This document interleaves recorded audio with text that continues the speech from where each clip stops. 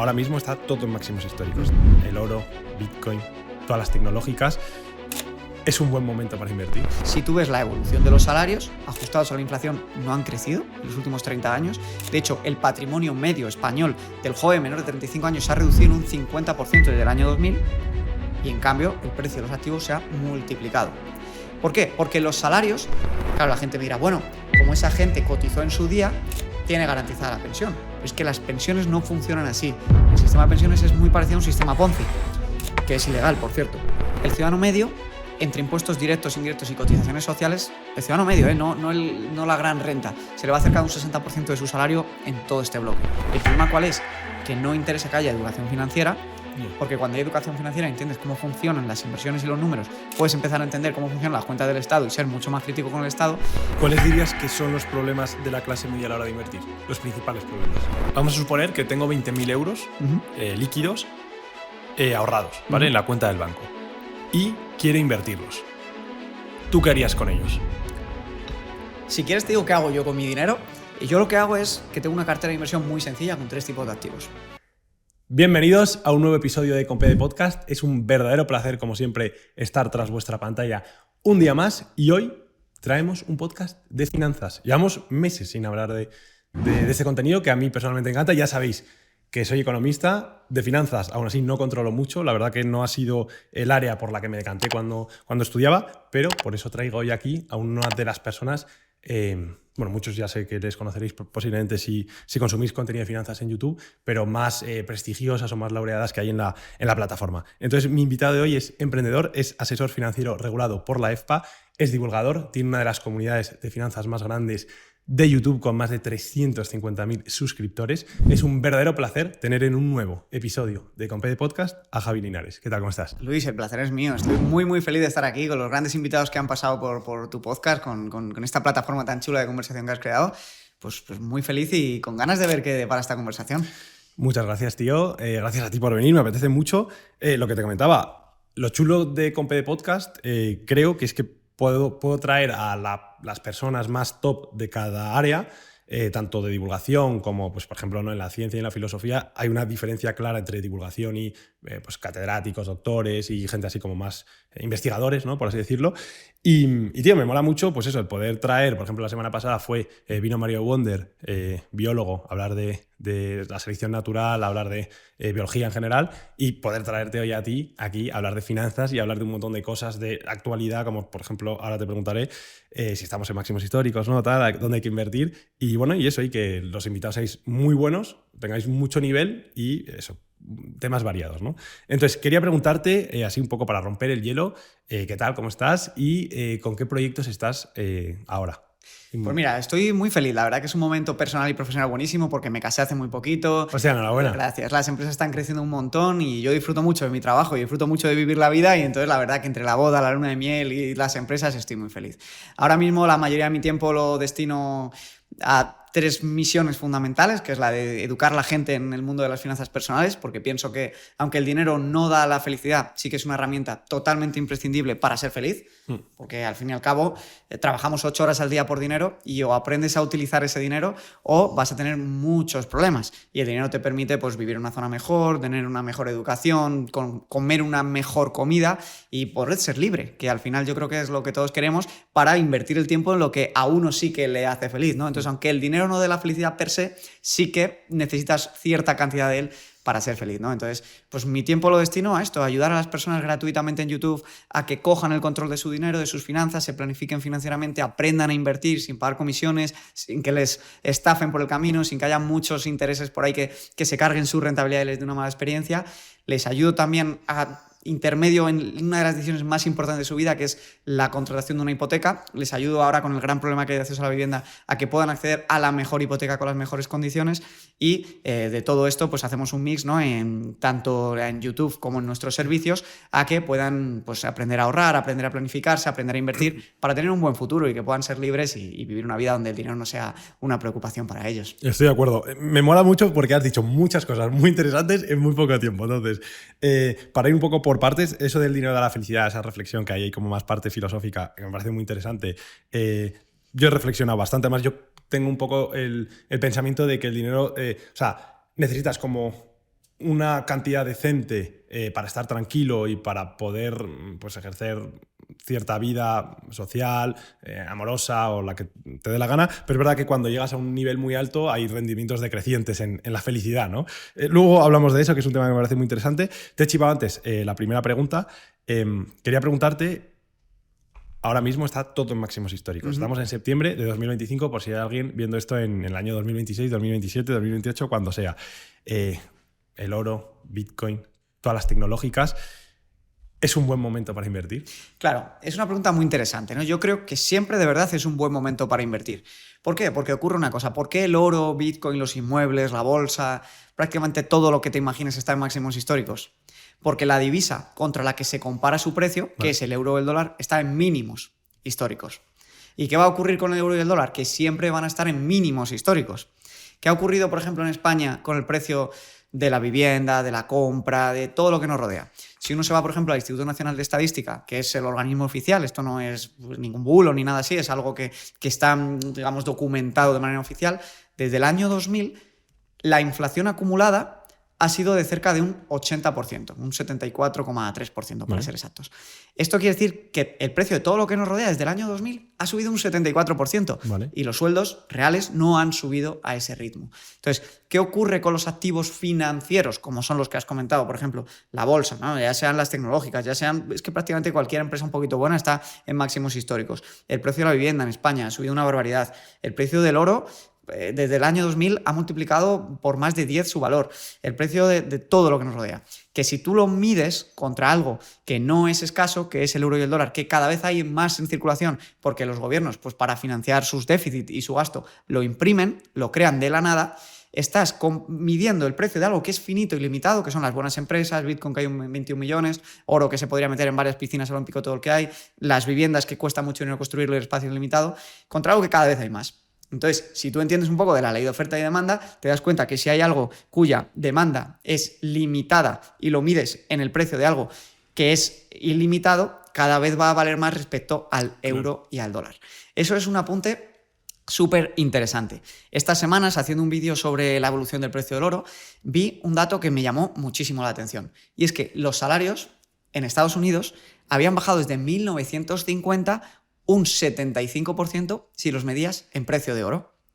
Esto a mucha gente le vuela la cabeza. Quiere decir que ahora mismo, con el mismo salario, podrías comprar un 75% menos de oro del que comprabas en 1975. Entonces, a tu pregunta inicial, ¿por qué estamos en máximos históricos? Porque realmente estos últimos años han impreso tanto dinero, se han endeudado tanto los estados, que la gente que tiene el dinero dice, a mí no me des euros y dólares, o dámelos, pero en cuanto los tenga, los cambio por todo este tipo de inversiones. Y yo creo que la tendencia en estos próximos años, por la coyuntura que tenemos actualmente de déficits tan altos, estados con un sistema de bienestar enorme, que tienen la pirámide poblacional totalmente invertida y que hacen que la carga en pensiones del gasto sea altísimo, va a hacer que estos estados se sigan teniendo que seguir endeudando, creando nueva moneda y nueva divisa, y esto va a hacer, por tanto, que el euro y el dólar bajen mucho su valor y la gente busque proteger su poder adquisitivo cambiando esta divisa por todos estos activos que comentabas. Bueno, con respecto a esto, yo he oído... de hecho, lo oí de Cava el otro día, que estábamos hablando antes fuera cámara de él, sobre el tema del gran reset, ¿no? de deuda. ¿Esto crees que puede llegar a pasar? Está pasando. O sea, no es algo que... Bueno, no sé si te importa incluso explicar cuál es este concepto y demás, ¿no? Bueno, básicamente el problema es que el siglo pasado, con la ruptura del patrón oro, hasta el siglo pasado, 1970 más o menos, la divisa mundial reserva era el dólar, pero se llegó a un acuerdo que el dólar tenía que estar respaldado por el oro. Entonces el gobierno americano, para poder emitir más dólar, tenía que acumular más oro. De esta manera se confiaba en el valor del dólar porque no lo podían imprimir infinitamente, porque para poder emitir más deuda y más dólar tenían que tener más oro en divisas y se supone que tú podías intercambiar el dólar por su equivalente en oro.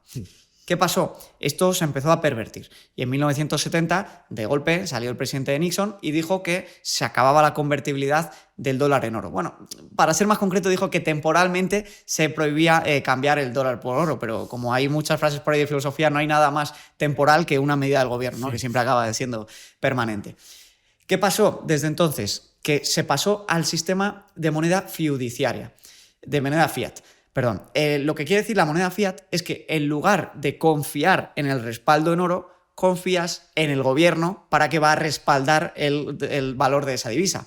Pero ¿qué pasa? Que los políticos no tienen los mismos incentivos que los ciudadanos. Los políticos tienen el incentivo de ser reelegidos cada 4 años. Entonces, ¿qué ocurre? Que pues, para intentar ser reelegidos intentan tomar medidas que pueden ser beneficiosas a corto plazo para la población, pero que pueden ser perjudiciales a largo plazo, como es el endeudarse. Entonces, cuando, por ejemplo, el gobierno americano está con déficits del 6-7%, que quiere decir que gasta un 6-7% más de lo que ingresa año a año, ese 6-7% lo que hace es crear moneda y emitir deuda. Hay gente que se la compra y él emite nuevos dólares. Con esto, lo que ocurre es que tú vas devaluando muy poco a poco el valor de la divisa. Y algo que antes era imposible, porque para poder hacer esto, para poder emitir esta deuda y tener estos déficits, tenías que acumular oro, pues ya no tienen esta restricción. Entonces, cuando han visto lo fácil que es emitir deuda y que el ciudadano a muy corto plazo no se da cuenta, porque el tema de la inflación, de que suba un 2-3% anual los precios, igual no lo percibe a corto plazo, pero sí a largo plazo, pues han abusado demasiado de ella. Entonces, la teoría del gran reset es que al final esto es insostenible, no se pueden seguir endeudando infinitamente. Los países como Japón tienen un 200-300% de deuda sobre el Producto Interior Bruto. España tiene un 120%, Estados Unidos tiene uno de los porcentajes más altos de la Segunda Guerra Mundial. El gran reset lo que dice es que esto va a ser insostenible y que al final pues, explotará el sistema financiero, y por eso la gente está resguardándose con oro, con Bitcoin, con inmuebles o con acciones para protegerse de ese colapso de la divisa. Vale. Es perfecto lo que estás comentando, porque justo te iba a preguntar, y hago hincapié por si hay alguien que lo está viendo en el futuro, en septiembre de 2025, ¿en qué recomendarías invertir? Antes de que me respondas, y por hacer una descarga de responsabilidad, porque al fin y al cabo invertir es un proceso complejo y que tiene mucho riesgo, ¿no? Porque puedes perder todo como puedes ganar mucho, para que la gente se forme bien, para que la gente, pues bueno, pueda tener la información suficiente y no un clip extraído de un podcast. A finales de septiembre tienes ahora un evento formativo, ¿no? Si nos puedes contar un poco y ahora damos pie a la respuesta en qué podemos invertir, genial. Sí, este evento formativo al final tiene el objetivo de que la gente entienda cómo funciona el sistema financiero por dentro, la creación de dinero, por qué este sistema financiero está roto y por qué esto lleva a la devaluación de los salarios, de que la gente ganando lo mismo pueda permitirse cada vez mucho menos, y sobre todo, porque yo no soy una persona pesimista, soy una persona optimista, me gusta que entiendan el problema, pero con el objetivo de encontrar la solución, ¿no? Entonces, en este evento formativo lo que vamos a ver son las claves de cómo invertir en el mundo de deuda que tenemos, con el boom de la productividad que puede que llegue con la inteligencia artificial, y cómo protegerse de todo esto con las mejores inversiones de la próxima década. Entonces, la gente puede inscribirse gratuitamente, es totalmente gratis, será el miércoles 24 de septiembre a las 7 de la tarde, y además regalamos 3 recursos gratuitos para el que se registre, que es el kit de preparación financiera. Vale. Porque la gente que nos oye, a lo mejor todavía no había visto vídeos del canal, se encuentra con toda esta información de golpe y es cómo afronto todo esto, ¿no? Y damos pues un primer presupuesto para que la gente se siente y analice sus finanzas con instrucciones,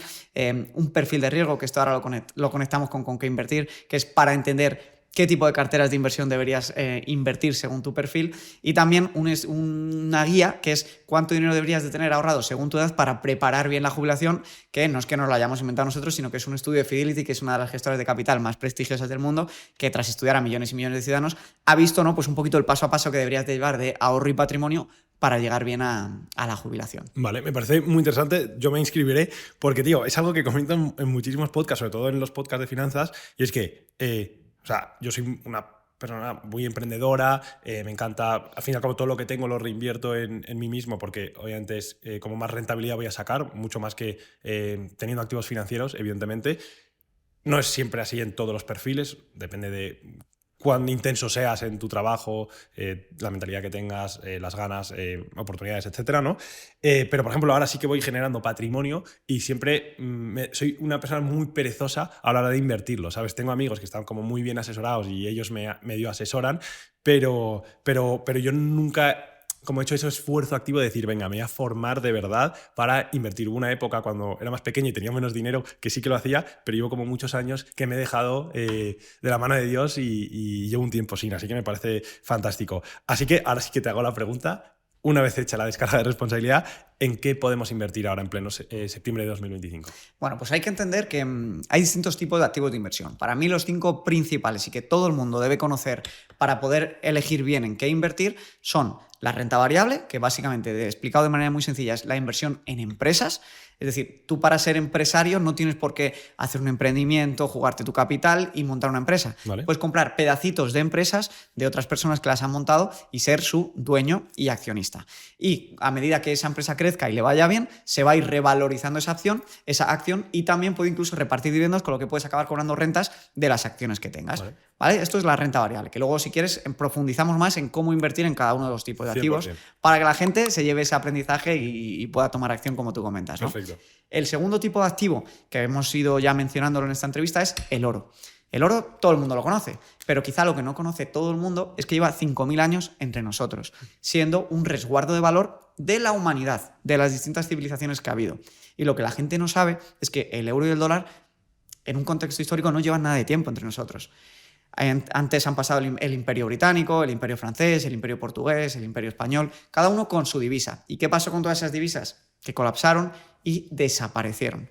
Lo más seguro es que al euro y al dólar no se sabe cuándo, en 50, 100, 300 años, le acabe pasando lo mismo. ¿Qué es lo importante del oro? Que como es algo limitado y que toda la humanidad, estés en Filipinas, estés en América del Sur, en Patagonia o en Canadá, se ha puesto de acuerdo en que tiene un valor que es escaso y se puede utilizar tanto en joyería como en medio de pago, como medio de inversión, pues ese contexto histórico y cultural de que todo el mundo lo acepta hace que la gente se busque refugiar en él su fortuna, sus ahorros y su patrimonio para cubrirse de esta devaluación de las divisas que se ha visto que históricamente es algo constante en todas las civilizaciones. Entonces, tenemos el oro, que lo bueno del oro es que al ser muy fácil de entender su idea de inversión, que es la divisa es muy abundante y cada vez más, y en cambio el oro es muy limitado y ha estado en todo el mundo entre nosotros, la gente lo busca para refugiarse y permite a la gente protegerse muy bien y ahorrar de una manera que es sencilla de entender, porque quizá la renta variable a la gente le da más miedo esto de comprar acciones o fondos de inversión. Y en cambio, pues todo el mundo sabe el ejemplo de la abuelita que ahorró en oro y ha conseguido mantener su poder adquisitivo y que cuando lo hereda el nieto y lo vende le dan mucho más de lo que pagó su abuela, ¿no? Es fácil de entender. Que por cierto, te hago un breve paréntesis. Claro, incluso el oro, ¿no? Aquí vemos como los riesgos que cualquier cosa tiene hasta el oro. Si ahora es algo muy improbable o prácticamente imposible, ¿no? Se descubriese un yacimiento de oro de miles de millones de toneladas, vamos a poner, el precio bajaría a casi cero, ¿no? Entiendo.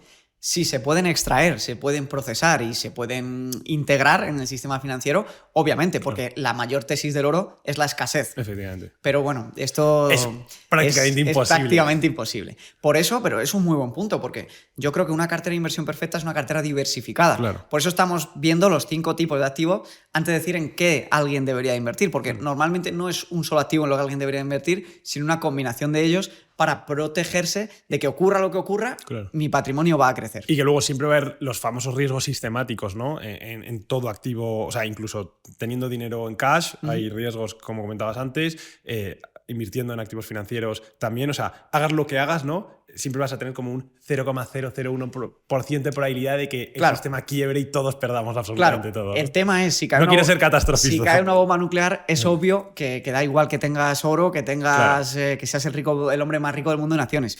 Pero bueno, yo siempre creo que hay que intentar protegerse para el escenario más probable, ¿no? Y lo bueno es que la combinación de activos lo que te permite es protegerte ante la inmensa mayoría de activos, excepto una muerte o una bomba nuclear o algo así, en la que sinceramente ya no te preocupa tanto que pase porque no lo puedes contar, ¿no? Entonces, efectivamente. Esto es así. ¿Después del oro? Después del oro tendríamos los inmuebles. Los inmuebles todo el mundo los conoce, ¿no? Si es en una zona, digamos, limitada, por ejemplo, el centro de Madrid, el centro de Valencia, el centro de Barcelona, el centro de una ciudad importante en crecimiento, ¿qué ocurre?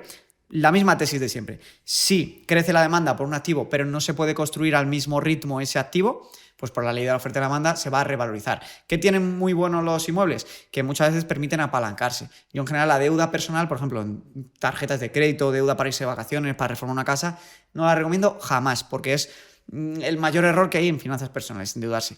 Pero las hipotecas, que te permiten endeudarte a 30 años a tipo fijo, al 1,85 o 2%, tipos que se están consiguiendo ahora, te permiten con un 20% comprar un activo que cuando se revalorice es tuyo y la revalorización que tú tienes no es sobre el 20% que has comprado con la entrada, sino sobre el 100%. Entonces consigues rentabilidades muy buenas. Los inmuebles, por ejemplo, en Madrid han subido a un 4,7% anualizado desde el 2000, pero claro, si tienes en cuenta que lo compraste apalancado, pues la rentabilidad ha sido muy alta y de nuevo es muy fácil de entender para la mayoría de la población el hecho de poder comprar un pisito y alquilarlo. No es lo mismo comprar para vivir en él que comprar para alquilarlo, que sí que sería más como inversión. Vale.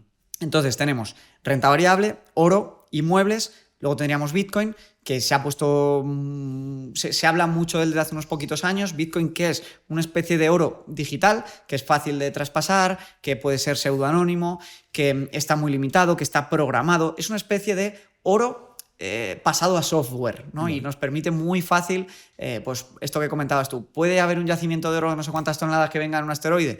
Podría ser. Esto en Bitcoin no va a pasar porque ya está en código lo que va a ser, al ritmo que se va a seguir creando y demás. Y entonces, ¿qué ha ocurrido? Que en esta década de irresponsabilidad fiscal de los políticos y de desconfianza en la moneda, pues Bitcoin se ha convertido en una muy buena protección para canalizar toda esta liquidez que han inyectado y multiplicar tu capital. Ha sido el activo más rentable de lejos.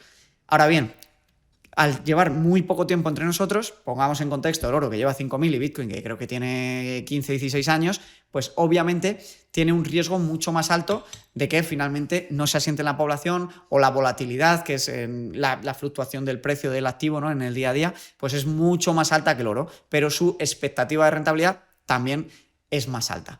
Y luego, por último, tendríamos el último activo, que es la renta fija, que para que la gente lo entienda es deuda. Toda esta deuda que emiten los estados o las empresas, hay gente que la compra y es yo financio al Estado americano, o financio al Estado español, o financio a Repsol, o financio a Mafre, que tiene necesidades de liquidez, y lo hago a cambio de un interés, ¿no? Entonces les compro esta renta fija, esta deuda, a cambio de un interés pactado y, pues, por ejemplo, el gobierno americano emite bonos a 10 años. Que lo que quiere decir básicamente es que tú le prestas dinero por 10 años, pero por cada uno de esos 10 años te va pagando un interés pactado, que por ejemplo actualmente es del 4,5% más o menos. Entonces tú vas recibiendo ese 4,5% y al final de los 10 años adicionalmente recibes todo el dinero que le habías prestado.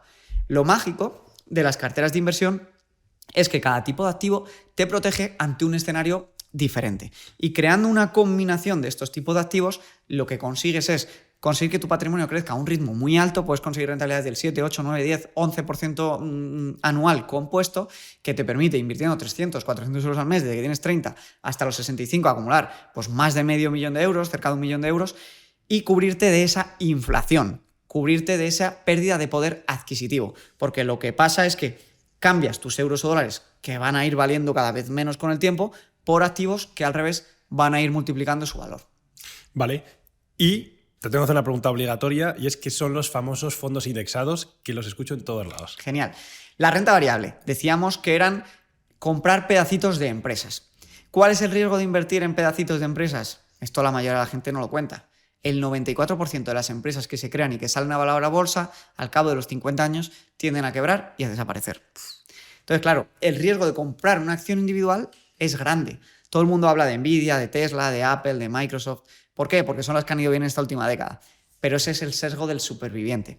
La inmensa mayoría de las empresas acaban dando rentabilidad cero o decreciente. Por eso en 1960 se inventó algo que se conoce como los fondos indexados, que lo que hacen es, oye, yo no quiero que tú tengas que elegir una acción concreta o individual, lo que quiero que compres es un ranking de empresas. Y un ranking no fijo, no una foto fija. Por ejemplo, las 500 empresas más grandes con sede en Estados Unidos. Es el ranking SP500 o el índice SP500, que es el que más dinero mueve en el mundo. Y que ha dado un 11% de rentabilidad anual compuesta.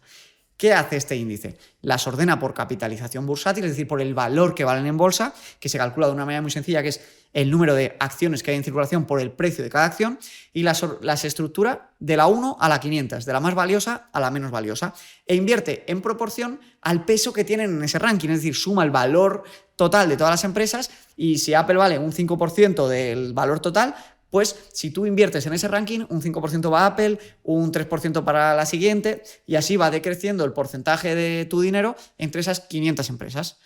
La magia de esto es que no es estático, es dinámico. Entonces, cada mes va rebalanceando el dinero para que siempre está repartido entre las más valiosas. Vale. Bien, esto que suena tan sencillo, pues ha dado este 11% de rentabilidad anual compuesta, y aunque no te garantiza que todos los años vayas a ganar dinero, nunca ha habido un periodo de 15, 20, 25 años en el que no haya dado rentabilidades positivas. Y ha demostrado que en un 71% de los años se gana dinero invirtiendo en fondos indexados y que en periodos de 10 años la probabilidad de ganar dinero es cerca del 98-99%. Sí, esto que comentas es la famosa frasita de que la rentabilidad pasada no te garantiza la rentabilidad futura, ¿no? No te la garantiza, pero si entiendes cómo funciona el sistema monetario en el que cada vez hay más liquidez y esa liquidez al final va para las empresas porque tienen capacidad de subir precios y entonces van subiendo poco a poco los precios, cada vez van ganando más y por tanto su valoración en bolsa a largo plazo tiende a subir acorde a cómo crece la economía en el mundo, cómo crece la liquidez en el mundo y entonces suele ser la mejor inversión para proteger tu capital y multiplicarlo a largo plazo. Tienes en tu landing page un par de claims que me llamaron mucho la atención y que me han gustado mucho y que quería comentar contigo, y es que mencionas que punto número 1 va a haber una crisis de deuda y punto número 2 que es la mayor oportunidad en los últimos años o en los próximos años de crear riqueza, de la última década. A priori podría ser como algo muy contradictorio, ¿no? El pensar que, oye, si va a haber una crisis de deuda, porque es un gran momento para crear riqueza, ¿no? Es muy sencillo de entender y todo gira en torno a la idea inicial que hemos comentado de que la deuda es igual a liquidez.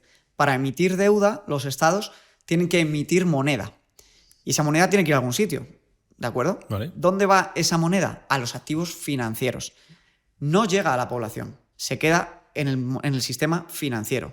De hecho, si tú ves la evolución de los salarios ajustados a la inflación, no han crecido en los últimos 30 años. De hecho, el patrimonio medio español del joven menor de 35 años se ha reducido en un 50% desde el año 2000 y, en cambio, el precio de los activos se ha multiplicado. ¿Por qué? Porque los salarios crecen en torno a la economía real, en torno a cómo crece el mundo que nos rodea real. Pero el sistema financiero, su revalorización va en función a la oferta monetaria, que crece un mínimo de entre un 6 y un 10% anual. Entonces, ¿qué ocurre? Tenemos una crisis de deuda, pero esa crisis de deuda va a traer mucha liquidez al sistema. Si tú solamente dependes de tu sueldo, te va a estrangular como te lleva haciendo los últimos 20 años. Para entenderlo, hay un ejemplo que es súper claro. Todo el mundo necesita una vivienda. Y todo el mundo dice, la vivienda ha subido mucho en España, en Madrid, desde el año 2000, ¿no? La vivienda ha multiplicado su valor. Depende con qué lo compares. En el año 2000 necesitabas 11 kilogramos de oro para comprar una casa. En el año 2025 necesitas en torno a 3,5 kilos de oro para comprar una casa. Si tú hubieras ahorrado en oro, si hubieras cogido tu sueldo y lo hubieras convertido en oro, que es fácil con ETFs o comprando moneda física o lingotes, el precio de la vivienda para ti se hubiera dividido entre 2,5. Esto es derivado al gran endeudamiento que ha habido en estos últimos 25 años. Esto se va a acelerar más en estos años que vienen, por eso yo digo que viene una crisis de deuda. ¿Por qué? Por 2 o 3 razones estructurales que hay en el mundo. Primera de todos, en el mundo desarrollado. Los ciudadanos no tienen hijos, los ciudadanos nativos de Estados Unidos, de Reino Unido, de España, de Francia, la natalidad está por los suelos. ¿Y qué hace esto? Que el porcentaje de población mayor en los estados cada vez sea más alto. Vale. Se estima que para el 2040-2045 una de cada 2 personas en España va a ser mayor de 64 años. ¿Qué quiere decir? Que vamos a tener esa mitad de la población sin generar dinero, pero cobrando una pensión. Claro, la gente me dirá, bueno, como esa gente cotizó en su día, tiene garantizada la pensión. Pero es que las pensiones no funcionan así. El sistema de pensiones es muy parecido a un sistema Ponzi, que es ilegal, por cierto. Y quiere decir que tú, cuando estás en activo trabajando, con tus cotizaciones sociales, no están ahorrando para pagártelas a ti el día de mañana, sino que van directamente a los que ya están jubilados. Entonces, para poder pagar las pensiones de los jubilados, se requiere de que entren nuevos trabajadores al sistema. Pero en un sistema en el que la pirámide poblacional está totalmente invertida, cada vez hay más carga de pensiones, menos gente trabajando y se hace más difícil el pago de estas pensiones. De hecho, si tú miras el presupuesto en España, la carga destinada a pensiones ya suma un 47% del presupuesto. Es decir, prácticamente 1 de cada 2 euros que se gastan en España van para el pago de pensiones. Y esto es ahora todavía que la gran generación del baby boom no se ha jubilado, que le faltan unos añitos para empezar a jubilarse, y esto se va a agravar muchísimo. No sería especialmente grave si con lo que ingresa España diese para pagar las pensiones. Pero el problema es que ni siquiera con lo que ingresa España da para el pago de las pensiones. Se tiene que endeudar. Y entonces lo que hace cuando se está endeudando actualmente es lo siguiente. Como yo no tengo para pagar las pensiones, pido prestado y gracias a ese préstamo puedo pagar las pensiones de hoy, pero el año que viene tengo que ir devolviendo esos intereses. Claro. Entonces, el porcentaje que España va a tener que ir destinando al pago de las pensiones más el repago de la deuda cada vez es mayor, asfixiando todo el resto de partidas presupuestarias y viéndose obligado a subir los impuestos para cada vez recaudar más para poder hacer frente a ese sistema de pensiones. Todo esto solo podría revertirse de dos maneras: con crecimiento poblacional de gente joven que aporte al sistema y genere superávit, y con un mayor crecimiento económico. Pero si tú subes los impuestos, estás ahogando el crecimiento económico, y si no consigues hacer crecer la población, cada vez el porcentaje de población mayor es muy, muy difícil. Y ahora miras, bueno, Javi, pero la población en España ha crecido. Y te diré, sí, es verdad que ha crecido, pero ¿a base de qué? A base de importar mucho inmigrante, ¿no? Que viene aquí a trabajar. Que esto es lo que dicen los políticos, que dicen que como viene a trabajar en edad joven va a aportar mucho al sistema de pensiones actual, pero ya se ha empezado a estudiar en los países desarrollados cuál es el importe neto de ese inmigrante que entra en el sistema. Y se ha visto que la inmensa mayoría de la población lo que hace es que consume más recursos de los que aporta, por lo que en realidad realmente agrava al sistema. Y yo, que conste que no soy racista y creo que la inmigración es totalmente positiva cuando aporta al país, ¿no? Pero esto estamos analizándolo desde un punto de vista objetivo de materia económica, sí, no de materia social. Básicamente sería que toda la inmigración que hay en España opta por, bueno, no es que opten ellos voluntariamente, sino que son los trabajos que se ofrecen, a veces es un mix, da igual, por trabajos no cualificados, ¿no? Que el importe que pagan los empresarios a los inmigrantes es menor y, por lo tanto, pues los impuestos que se recaudan son menos. Exactamente. Digamos que cobran poco, consumen relativamente poco, pero además, como están en situaciones sociales muy difíciles, porque es así, no vienen aquí, o sea, vienen mejor en la vida que tenían, pero no viven como los españoles, ni digamos que tienen el contexto sociocultural, tienen más posibilidades de acabar siendo dependientes del Estado. Y entonces esto, hubo un economista muy laureado en España, que es Jesús Fernández Villaverde, que estuvo trabajando en el 2007 para el Grupo Económico de Presidencia del Gobierno, que analizó esto y vio que el inmigrante medio que llegaba en 2007 a España consumía 200.000 euros de recursos más del Estado de los que aportaba. Vale. Entonces, si nos damos cuenta del combo, es muy difícil, porque tenemos un grupo poblacional nativo español que se va haciendo mayor y que no tiene hijos, y que tiene pensiones que están linkeadas al IPC y que se van revalorizando y que cada vez son más altas, y que, como no tiene casi hijos y permitimos mucha inmigración que viene para, entre comillas, pagar esas pensiones, pero que acaba generando más gasto, pues es una rueda muy, muy peligrosa y que hace que los estados tengan que seguir endeudándose, y esto es lo que se conoce como esa crisis de deuda y ese potencial reset que puede llegar a haber si la situación sigue empeorándose. Vale. Es muy interesante esto que comentabas sobre las pensiones. Es un tema que hemos tratado mucho. A mí sí que me interesa. Esta parte ya no es tanto de finanzas, sino es como más de macroeconomía, ¿no? Lo he tratado bastante con invitados del podcast. Cada uno tiene como un poco su opinión, ¿no? Siempre les hago esa pregunta de que prefieren un sistema de reparto o un sistema de capitalización, ¿no? Es cierto lo que comentabas claro, el sistema de reparto, siempre y cuando la tasa de crecimiento de la población sea alta o sea mayor que lo equivalente al porcentaje que te dan los mercados financieros, está bien, como por ejemplo en países como la India, ¿no? Que el crecimiento de la población es alto y, por lo tanto, podría ser un sistema que se adecuase bien a sus necesidades. Pero claro, tenemos la disyuntiva de que en España el crecimiento de la población es cada vez menor. Entonces, ¿tú sí que abogarías por un sistema de capitalización? 100%. Yo creo que esto solo tiene una solución, y es liberalizar España, en el sentido de que hay demasiada carga para el empleado y para el empresario en cuanto a cotizaciones sociales, impuestos y trabas a la creación, digamos, de riqueza y la productividad. De hecho, si tú miras una gráfica, no es una cosa solo de España, es más bien de la Unión Europea en general, pero si tú miras una gráfica, desde el 2008 la productividad en Estados Unidos se ha disparado y en España está totalmente estancada. Y esto, al final, con el problema que tenemos, pues es una piedra en el zapato tremenda. Entonces, ¿qué ocurre? El ciudadano medio, entre impuestos directos, indirectos y cotizaciones sociales, el ciudadano medio, no la gran renta, se le va a acercar un 60% de su salario en todo este bloque. Entonces, claro, esto te puede funcionar si los servicios que el Estado presta son excelentes y si el sistema de pensiones es sano y está en crecimiento y tal, porque dices, oye, a mí me quitan mucho, pero luego ya me lo das el día de mañana. Pero si esta promesa está en riesgo y tú quieres empezar a exigir al ciudadano que vaya creando un colchón para no depender del Estado, pero solo lo puede hacer con un 40% de los ingresos que genera, se lo pones muy, muy difícil. Entonces, realmente lo que habría que empezar a hacer es ir poco a poco bajando esa carga de seguridad social, ese coste de contratar y esos impuestos directos e indirectos para que el ciudadano pueda, a través de la inversión, crear él un colchón que le garantice llegar a los 65, no con una pensión, sino con un patrimonio mucho mayor y también con una renta derivada de su cartera de inversión, invirtiendo en los 5 tipos de activos que hemos visto. Entonces, indudablemente debemos ir hacia el sistema. ¿El problema cuál es?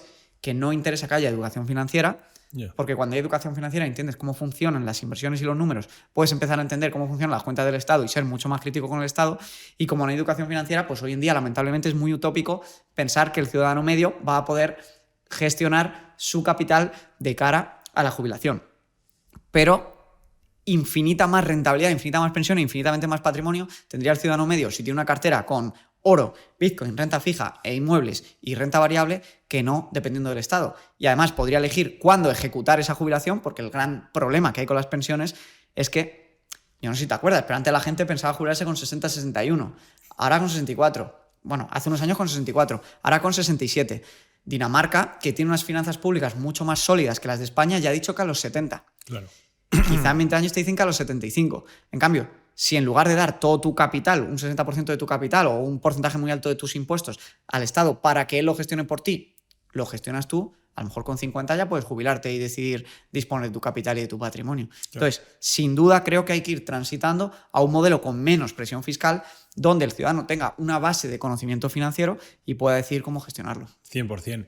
De hecho, en muchos, se ve muchas veces en la práctica como los típicos ejercicios estos de macroeconomía entre dar renta o que lo invierta el Estado y demás, la gente normalmente pensaría, no, mejor que lo administre el Estado, pero luego muchas veces en la práctica se ve como cuando se le da renta a los individuos, o sea, se les da el dinero, oye, pues en forma de subvención, tómalo y gestiónalo tú como quieras, no va tan mal como la gente cree, claro. o como lo que muchos economistas creen que va, ¿no? O sea, que muchas veces el dinero en manos de la gente se suele administrar bastante bien. Es a lo que voy. Quería preguntarte también sobre la inteligencia artificial. Porque, bueno, estamos en el boom absoluto de IA, sobre todo en el típico contenido fragmentado, ¿no? En TikTok, en Instagram, muchos clips, sobre todo en general de casi cualquier temática, porque la IA ya ha impregnado el mundo en el que vivimos y ves un vídeo de biología y hay IA de por medio, o ves cosas de música y la palabra inteligencia artificial resuena. Quería preguntarte cómo va a afectar en la economía, porque una cosa es eso, que rodee el mundo y que esté impregnado por todos lados. Nosotros, yo qué sé, utilizamos GPT, ChatGPT, utilizamos 1000 modelos de inteligencia artificial y que son muy útiles, pero tiene luego una ponderación real en la economía. La podemos ver, ¿está haciendo crecer la economía? Claro, mira, para responder esto, a mí hay una gráfica que me gusta mucho que mide el número de trabajadores necesarios en el S&P 500 para generar $1 millón de beneficio. Y se ve cómo ha ido variando desde los 10 trabajadores hasta 1 que hay en la actualidad. Vale. Entonces, ¿qué va a hacer la inteligencia artificial? Acelerar esta dinámica y hacer que en 10, 15 años no haga falta prácticamente en algunos sectores ni siquiera trabajadores. Elon Musk, que yo creo que es el genio de nuestra época y probablemente las personas que más saben de inteligencia artificial, dice que para dentro de 5 años los humanos van a poder tener un R2P2 y un C3PO de estos de Star Wars, humanoides, que les hagan tareas. No sé si van a ser en 5 años, porque lo más ya he visto con las entregas de Tesla que siempre hay retrasos, como todo en la vida, en todas las empresas.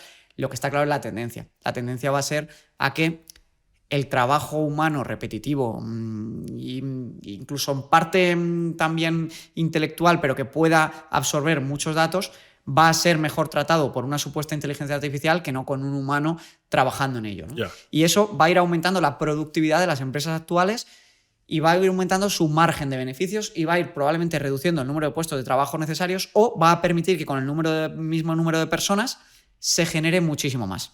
Entonces, esto es súper positivo. Ahora bien, desde el punto de vista de inversión siempre hay que plantearse cómo me puedo yo aprovechar de esto. En 1900, cuando surgieron los automóviles, surgieron más de 400 empresas destinadas a desarrollar automóviles. El 90% de ellas quebraron en 15 años, pese a que el automóvil está hoy en día totalmente integrado en la sociedad. Claro. Entonces no hay que caer en el hype de la tendencia, que la tendencia es totalmente cierto, que está aquí, que se va a sentar y que se va a quedar, pero dentro de una tendencia es muy difícil adivinar cuál va a ser la empresa ganadora que más se va a beneficiar de esa tendencia. ¿Por qué? Porque el mundo capitalista en el que vivimos es muy competitivo. Entonces, como sí que sabemos que la inteligencia artificial, igual que en su día los automóviles, igual que en su día el Internet, se acabó asentando y se crearon empresas trillonarias, muchas rondas de inversión, muchos empresarios están poniendo todos sus recursos para intentar ser el ganador. Claro. Pero ganadores hay muy pocos en estas tendencias. Entonces, hay que tener mucho cuidado a la hora de intentar invertir en inteligencia artificial, porque te puedes llevar un golpe muy grande, como se llevaron todos los que invirtieron en las empresas automóviles o en el 2000 con las empresas que hubo en la era del Internet. Claro. Entonces, mi punto de vista para beneficiarse de la inteligencia artificial es entender hacia dónde va la tendencia y posicionarse desde un punto de vista más macro, no tanto individual. Es muy difícil decir, voy a multiplicar aquí mi capital por 150. Claro. Es como jugar a la lotería. O sea, sí, habrá un caso de éxito, pero habrá otras 300 personas que hayan perdido todo su capital. Entonces, como yo lo veo, es que la inteligencia artificial lo que va a hacer es que el capital cada vez sea más valioso y el capital económico sea más valioso y el capital humano menos. Porque cada vez vamos a ir pudiendo obtener más con menos trabajo de humanos. Entonces hay que posicionarse para entender bien qué repercusiones puede tener esto en los activos que nosotros podemos comprar. Yo creo que la inteligencia artificial va a salvar en pequeña parte a los estados de toda esta burbuja de deuda, porque va a permitir que las empresas generen más con menos y probablemente en 15 o 20 años haya una gran parte de la población que no tenga ni que trabajar y que viva de pagas, de ayudas y de toda esta tendencia del ingreso mínimo vital que se está ya llevando y testeando, ¿no? ¿Esto qué puede hacer? Que el capital que es capaz de sostener eso se revalorice muchísimo más y que la desigualdad sea muy superior. Porque no olvides una cosa, cuando los activos financieros crecen de valor y la gente vive con lo mínimo, lo que ocurre es que la desigualdad aumenta. Se ha visto en los últimos 50 años. Sí. Con el capitalismo se ha conseguido reducir muchísimo la pobreza, pero fuera de esa pobreza, en las sociedades avanzadas, la sociedad no para de crecer, porque la gente que es capaz de comprar los activos financieros ve su patrimonio multiplicarse y los otros pues apenas se quedan en el día a día, ¿no? Entonces, ¿cómo yo me posicionaría para la inversión en inteligencia artificial?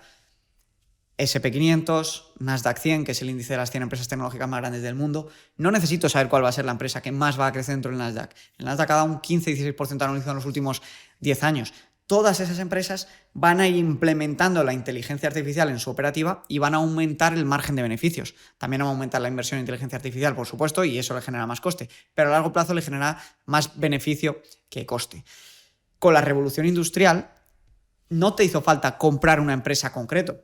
Podrías haber comprado el Dow Jones, que es el índice americano industrial, que pasó de $20 a 20.000 en apenas 80 años. Eso es lo inteligente, posicionarse para beneficiarte de la tendencia entera. Lo puedes hacer con un índice como el SP500, como el Nasdaq, como el MSCI World, lo puedes hacer posicionándote en el oro, porque yo creo que la liquidez va a aumentar para poder hacer frente a todo este cambio social de gente que va a pasar a depender mucho más del Estado y que por tanto van a necesitar rentas y por tanto se va a ampliar la deuda. Lo puedes hacer con Bitcoin. Con todos estos activos puedes crear una cartera que te proteja y que se beneficie de esa tendencia a la que avanzamos. O sea, ¿tú consideras que vamos a ir a una renta básica universal? Yo creo que sin duda va a haber una renta básica universal para un grupo muy grande de la población. Pero es que en España ya estamos en una situación muy similar. Tenemos al gobierno cada 2x3 anunciando que cada vez hay más personas con el ingreso mínimo vital. Tenemos un año 2040 donde 1 de cada 2 personas en España va a tener más de 64 años. ¿Eso qué es? Es una renta básica que se le da al pensionista para que pueda vivir. Sin duda alguna vamos a ir avanzando hacia este punto. Me ha parecido muy interesante la reflexión que has hecho sobre el capitalismo, que yo la comparto, ¿no? De que es cierto que desde la revolución industrial hasta nuestros días se ha visto bastante, vamos a decir que se ha rebajado bastante la pobreza extrema, ¿no? O dicho de otra forma, un obrero de hoy en día vive mucho mejor que muchos príncipes del siglo XV en cuanto a que la calidad de vida es literalmente mejor, ¿sabes? Ahí morían con 20, 30, 40, 50 años. Pero, sin embargo, la desigualdad entre el que más tiene y el que menos tiene ha aumentado también, ¿no? Hay una desigualdad gigante, ¿no? Entonces, bueno, estos son riesgos inherentes a nuestro sistema. Hay una pregunta que, bueno, recuerdo que se la hice a Monedero y se la he hecho a algún economista más, y es que si creen que el capitalismo desaparecerá. No va a desaparecer. El capitalismo va a seguir aquí, pero también la gente tiene que entender que los problemas que tenemos no son tanto del sistema capitalista, sino de la perversión del sistema capitalista. Desde 1970 este trend, esta dinámica, se ha acrecentado muchísimo porque se ha perdido el respeto al dinero. Se le ha desvinculado del oro y los estados se están endeudando y rompiendo las reglas de mercado. Es decir, el mercado no juega con las mismas. El Estado no juega con las reglas del sistema capitalista. El Estado se endeuda por encima de sus posibilidades y eso va poco a poco degradando la divisa y eso puede hacer que incluso pues, el día de mañana se pierda la confianza total en el Estado y llegue otro que coja el papel del que hoy tiene, por ejemplo, Estados Unidos. Entonces, lo que hay que entender es que la desigualdad no viene tanto en cuanto al sistema capitalista, sino en cuanto a las reglas de juego que los políticos han dotado al mercado capitalista. Si tú no das educación financiera a la ciudadanía y la inflación es de un 2, 3, 4% anual, esto quiere decir que la ciudadana media pierde un 30% de su patrimonio en 10 años, un 30-40% de poder de compra en 10 años, pero el que conoce esto lo invierte y lo multiplica por 3, pues tienes que alguien lo está multiplicando por 3 y alguien lo está dividiendo, ¿no? Entre 0,7. Entonces, entre 1,3. Entonces, esto es lo que genera las desigualdades. Pero es el acceso a la información. También hay que entender que el ser humano en sí mismo es desigual. Es decir, siempre va a haber desigualdad. Y hay trabajos que pagan más que otros, hay gente que tiene acceso a una información. Entonces, lo que hay que intentar es que a la base de la población se le den las condiciones para poder competir en igualdad de condiciones. Pero las desigualdades, más o menos, siempre van a estar ahí. Yo creo que al final un sistema no tiene que tratar de igualar a todos por arriba, tiene que tratarles de igualar por abajo para darles las posibilidades de crecer. Claro, sí, efectivamente. comparto la opinión.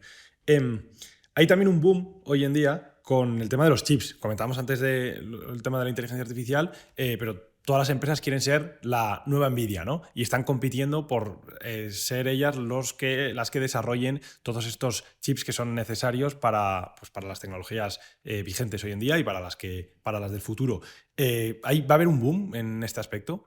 Ya lo está viendo, ya se estima que la inversión en CAPEX y en investigación y desarrollo de todo este tema de los chips, centros de datos, pues ya es de unas cifras que dicen que es difícil que se pueda sostener con los ingresos que genera la inteligencia artificial.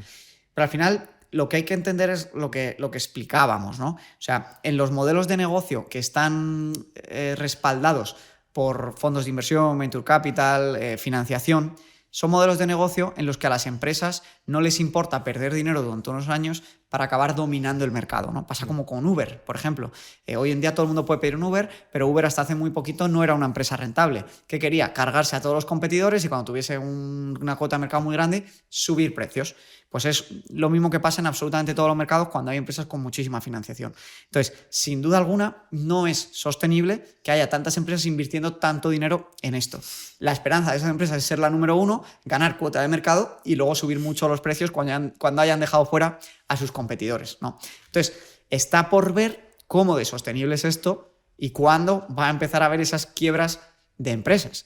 Ahora bien, la gente asemeja esta situación a la situación del 2000 porque los ratios financieros que se han usado históricamente para valorar si un mercado de acciones estaba caro o barato es el PER, que es el precio que tú pagas por una acción en función de los años de beneficio que lleva, y están cercanos a los del 2000. Entonces dicen, ostras, va a haber otra burbuja tecnológica, pero nada que ver con la realidad. Por ejemplo, en el 2000 un 50% de las empresas grandes no eran rentables y hoy solamente un 4% de las grandes empresas no son rentables. Vale. Entonces, Nvidia, Meta, Apple están metiendo muchísimo dinero en investigación y desarrollo de centros de datos, chips y todo esto, pero aún así están batiendo expectativas de beneficio año tras año. Vale. Entonces no habría que tener miedo a invertir por que se esté disparando puntualmente el precio de la inversión en investigación y desarrollo de estas empresas.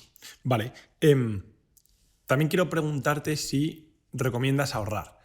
Y ahorrar no me refiero tanto a coger tu dinero e invertirlo, sino ahorrar como tradicionalmente se conoce. Metiendo dinero debajo del colchón, ¿no? Sí. Que a lo análogo en nuestro tiempo pues sería tener nuestro dinero, nuestro cash en la cuenta del banco, ¿no? Claro, el problema es que ahorrando, lo único que consigues es quedarte con esos euros y dólares. Pero tú ya has visto que estás quedándote con algo de lo que cada año hay un 6-7% más. Y que has visto que históricamente se ha ido depreciando. Entonces, ahorrar por ahorrar es una tontería. Es necesario, hay que tener un porcentaje de dinero en liquidez, pero solo el mínimo posible para cubrir un imprevisto importante. En las finanzas personales yo creo que hay una regla muy básica para entender qué pasos seguir y quiero explicarlo porque yo creo que se van a llevar un paso a paso muy claro de cómo gestionar su dinero, ¿no? Y es, antes de invertir hay que ahorrar. pero solo el mínimo posible para tener un fondo de emergencia. Un fondo de emergencia que cubra entre 1 y 3 meses de costes de vida. ¿Por qué? Porque si te rompe la caldera, tu coche se avería o te surge un imprevisto muy grande, no requieres endeudarte para poder cubrirlo, ¿vale? Entonces ese dinero sí que hay que tenerlo ahorrado en lo que es una cuenta de banco comúnmente como la gente conoce. Que luego hay cuentas remuneradas que te dan un 1,5%, 2%, que ya cubres algo, un poquito la inflación, mejor que las que te dan el 0%, ¿no? Eso, por cierto, lo van a encontrar en el Excel que les hemos dejado de presupuesto. Entonces, lo primero que alguien tiene que hacer es entender que sí que tiene que tener ese ahorro. Es imprescindible. Vale. Lo segundo es que hay que sentarse y hacer un presupuesto para analizar cuánto ganas, cuánto gastas y dónde se te va el dinero. Y poder optimizar y poder crear ese plan de ahorro. Para ese plan de ahorro hay una sencilla regla que es la del 50-30-20, que quiere decir que si tú ganas 2.000 euros, ¿no? Pues deberías destinar un máximo de 50%, que son 1.000 euros, a tus gastos fijos, que sería vivienda, sería el coche, sería la comida, la educación de tus hijos. Son gastos que, entre comillas, no puedes recortar, ¿vale? Un 30% en variable, que sería ropa, ocio, un viaje. Son gastos que a todos nos gusta hacer, pero que siempre tienes margen para recortar, ¿no? Y entonces ya llevas un 80% de tu dinero. Esta regla lo que te dice es que con el 20% restante deberías ser capaz de ahorrar e invertirlo. Ahorrar para crear este fondo de emergencia de 1 a 3 meses de costes de vida y el resto invertirlo todo a largo plazo para ir creando ese patrimonio. Y si esto lo haces durante un periodo de 10, 20, 30 años, vas a crear un patrimonio pues enorme, ¿no? Entonces, ahorrar sí, pero para tener cubierto tu fondo de emergencia. Claro, entiendo en el ejercicio que acabas de hacer, que es muy interesante, con 2.000 euros es imposible viviendo por una ciudad como por ejemplo Madrid, ¿no? Porque no sé, el otro día veía que el alquiler de una habitación en Madrid oscilaba entre unos 500 y 600 euros. Una habitación, no una vivienda, ¿sabes? Entonces, claro, en este caso en el que el salario modal, además en España, me parece, ¿no? Que es en torno a los 2.000. Justamente. ¿Qué hace una persona hoy en día cobrando 2.000 euros y que quiere tener una familia, una vivienda, etcétera? Bueno, sí. Y ahorrar e invertir. Claro, si contamos con que va a tener una pareja, ya serían 4.000, claro. Y da un pelín más de margen, ¿no? Porque con un 50% de gastos fijos ya tendrías 2.000 euros al mes. Claro. Pero luego hay una realidad que hay muchos padres solteros, muchas madres solteras, que son ellos el único pilar y tienen que tener... Totalmente. Esto, Luis, es el problema que tenemos con el estancamiento de los salarios. Como decíamos, las viviendas están linkeadas a la evolución de la masa monetaria, que crece un montón, y el salario no. Entonces, esto es tan grave, lo que comentas, que los jóvenes menores de 35 desde el año 2000 hasta ahora han perdido un 70% de su riqueza ajustada a la inflación. En el año 2007, un 65% de los jóvenes tenía una casa en propiedad menor de 30 y ahora en día apenas es un 35%. O sea, es un drama. Yo no quiero decir que la gente lo tiene fácil, pero lo que tiene que intentar la gente es entender que, pese a que las cosas están difíciles, hay que buscar fórmulas para intentar ahorrar e invertir. Porque el problema es que si no consigues pasar de ahorrador a inversor y si no consigues invertir nada y no consigues tener Bitcoin, tener oro, tener renta variable, el problema es que no vas a salir de esa rueda en la vida. Claro. En la vida. Entonces es un círculo vicioso muy difícil. Cobro muy poco, como cobro muy poco no puedo ahorrar y como no puedo ahorrar los precios van disparándose, puedo cada vez hacer menos a una vivienda, no puedo comprar acciones, no puedo comprar nada, ¿no? Entonces hay que romper ese ciclo de alguna manera. ¿Cómo? No queda otra que esforzarse, irte a vivir a un sitio un poquito más barato, salirte un poquito de lo que es el centro de la ciudad e intentar conseguir ahorrar ese 20% para planificarte y pensar, oye, pues en tanto tiempo me voy a comprar la casa. Mientras compro la casa voy invirtiendo, porque eso es un error. Si no inviertes antes de comprar la casa, ¿qué pasa? Que tardas 4 o 5 años en conseguir la entrada a la vivienda, pero en esos 4 o 5 años la vivienda ha subido un 20%. Claro. Necesitas más entrada, ya no llegas. Entonces, si tú coges ese dinero y solo lo ahorras sin invertir, no llegas nunca a comprar la casa. Claro. Entonces, sí que es importante hacer un esfuerzo inicial de ver dónde recortar, de ver cómo ganar más, porque no recordemos que siempre hay un límite a lo que puedes ahorrar, pero no hay un límite a lo que puedes ganar. Puedes ver cómo promocionar en tu empresa, cómo irte a otro país más próspero, cómo montar un trabajo, cómo crear una marca personal para monetizar un poquito más, cómo conocer a alguien en tu industria que te permita pasarte a otra empresa y ganar más dinero. Warren Buffett siempre decía que la mejor inversión es lo que tú comentabas, es la inversión en uno mismo, claro. Porque esa es la que te permite ganar más. Entonces no se trata solamente de tengo que ahorrar e invertir, sino en el proceso en el que voy progresando profesionalmente, voy ahorrando e invirtiendo. Es decir, es un proceso constante, diario, mensual y anual de ir intentando crecer profesionalmente, vivir por debajo de tus posibilidades durante una temporada para ir consiguiendo ese capital financiero que luego te permita vivir muy holgado en 10, 20, 30 años. ¿Cuáles dirías que son los problemas de la clase media a la hora de invertir? Los principales problemas. A la hora de invertir, Sí. punto número 1, el desconocimiento que hay y las malas intenciones que hay en el sistema financiero. Hasta hace 20 años o 10 años, los grandes bancos tradicionales dominaban la industria y te querían vender productos pues como las preferentes, hipotecas vinculadas a divisas extranjeras, se aprovechaban de la incultura financiera de la gente para ganar mucho más dinero del necesario, Vale. no permitían invertir en fondos indexados, por ejemplo, no permitían invertir en ETFs de oro, no permitían invertir en los activos realmente de calidad, les vendían basura prácticamente, porque no había esta información, la tenían totalmente monopolizada y por parte del gobierno y por parte de las familias, por desgracia, como el dinero es un tema tabú en nuestras sociedades, no se accedía a esa información, ¿no? Entonces, punto número 1 es el desconocimiento, punto número 2 es el empobrecimiento de los salarios, que obviamente complica mucho. Yo sé que no es fácil invertir con 1.800, 2.000, 2.200 euros, pero hay que hacerlo, Y punto número 3 yo diría que es la tentación fácil que hay a aplazar la decisión. Ya. Como no tenemos la información y no es fácil tomar acción por el tema de los salarios, siempre decimos ya ahorraremos cuando gane más.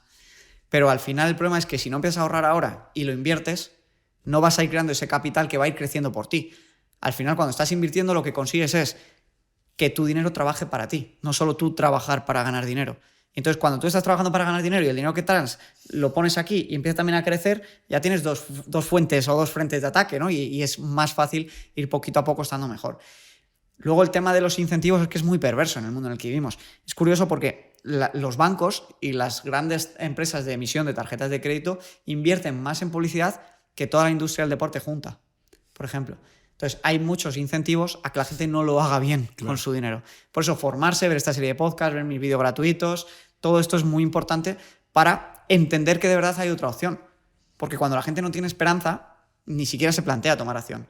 Pero cuando ve que con un esfuerzo de 5 o 10 años de tomar acción, de a lo mejor vivir un poquito por debajo de sus posibilidades y de ir ahorrando y haciendo que ese ahorro se multiplique, que en 10 años vas a estar muchísimo más holgado, la cosa cambia. Claro. Y la cosa cambia de verdad.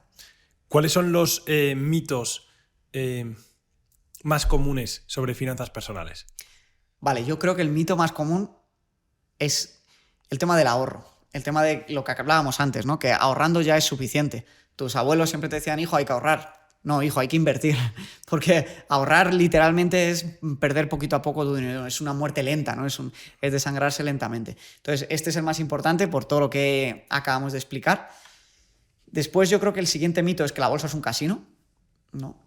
Mucha gente no invierte por miedo, pero ya vemos cómo hay instrumentos que eliminan esa incertidumbre, eliminan ese riesgo de meter todo tu dinero en una acción individual y te ponen mucho más fácil el camino. Y yo creo que el tercer mito más grande que hay es el mito de que algún día tendremos una pensión digna y que nos podremos jubilar jóvenes, por todo lo que acabamos de comentar. Estamos hablando de un montón de cosas de finanzas personales. Este bloque es como más destinado, dirigido a ello. Y lo que quiero saber es que cómo vosotros, vamos a suponer que al fin y al cabo pues la persona que está escuchando aquí, que ya lleva pues 1 hora de podcast aproximadamente, es una persona que le interesa, que está concienciada, que se preocupa por ahorrar e invertir, ¿no? ¿Cómo ayudáis vosotros con vuestra formación a este perfil en concreto, ¿no? Bueno, lo que hemos visto tras ayudar a muchos miles de personas es que al final lo que la gente necesita es un paso a paso claro y cierto acompañamiento para resolver dudas.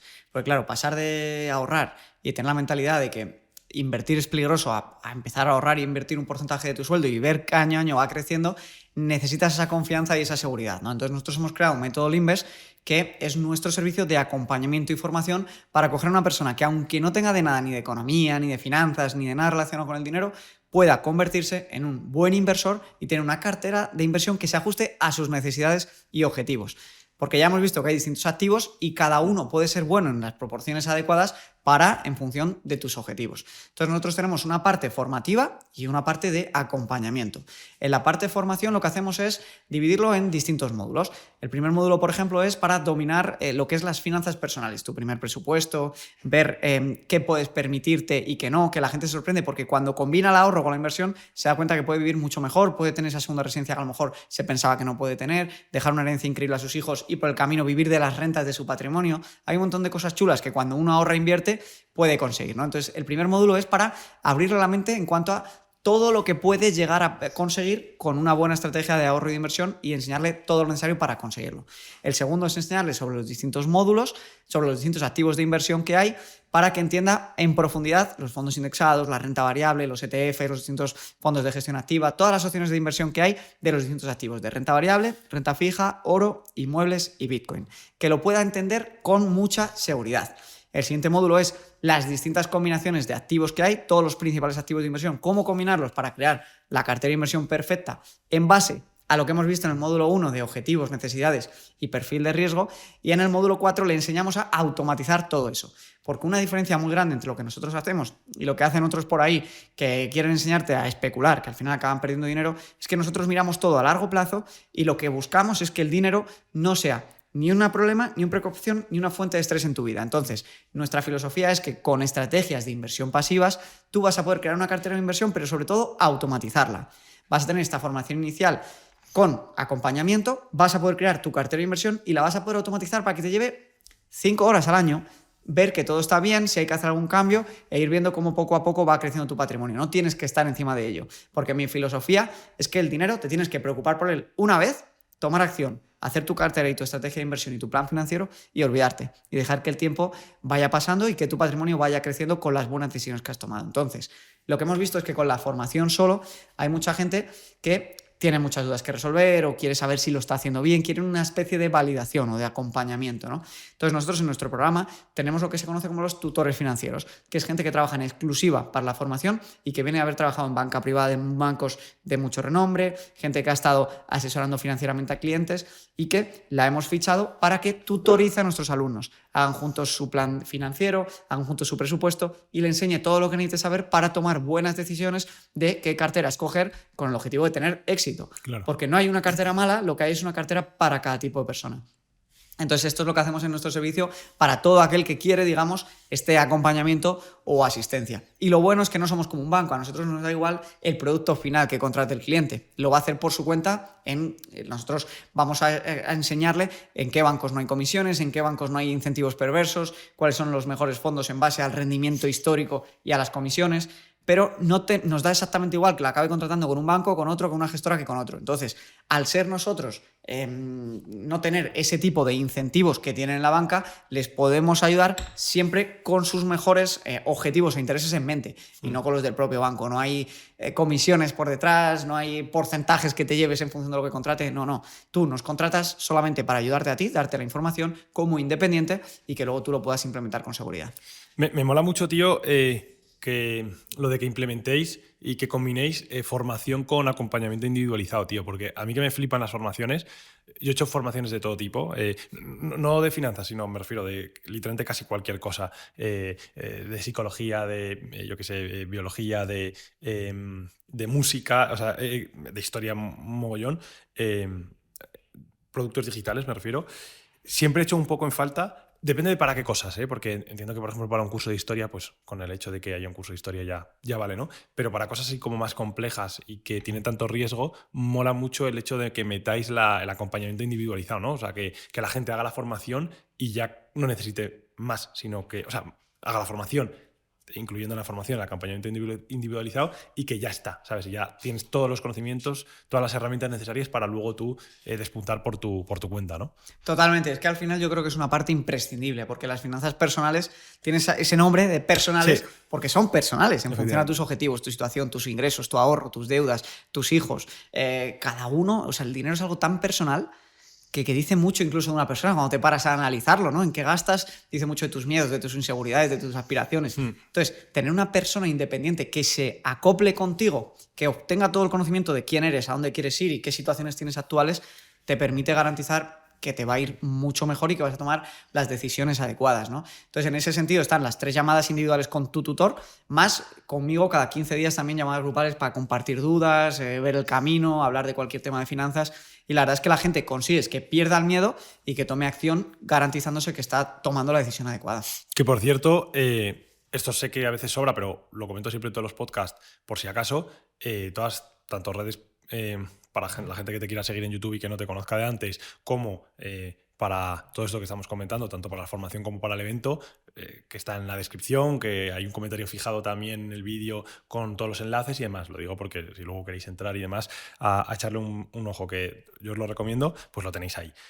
Quería hacerte una pregunta que va a colación con esto, y es que antes comentabas, ¿no?, que bueno, era muy importante el identificar el nivel de aversión al riesgo de una persona. ¿Vosotros cómo lo identificáis?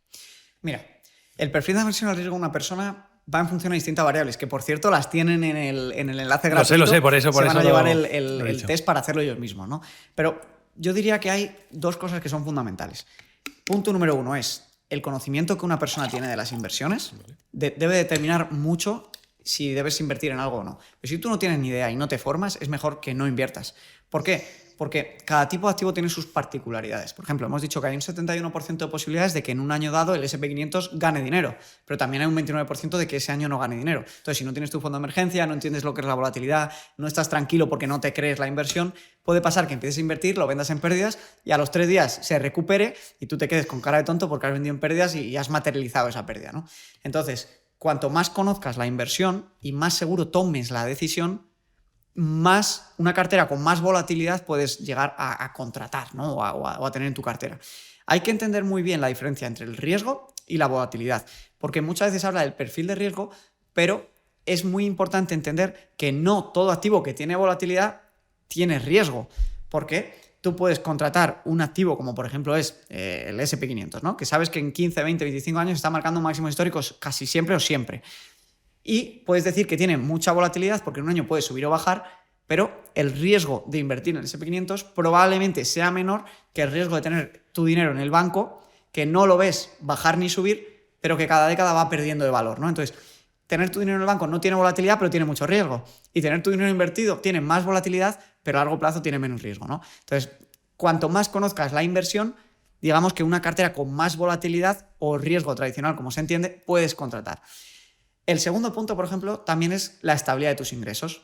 Cuanto más estables sean tus ingresos, obviamente más volatilidad puedes asumir, ¿no? Porque te va a dar más igual que el valor de tus inversiones fluctúe si tú sabes que mes a mes vas a tener unos ingresos considerables y que no tienes tanto porcentaje de gastos sobre tus ingresos.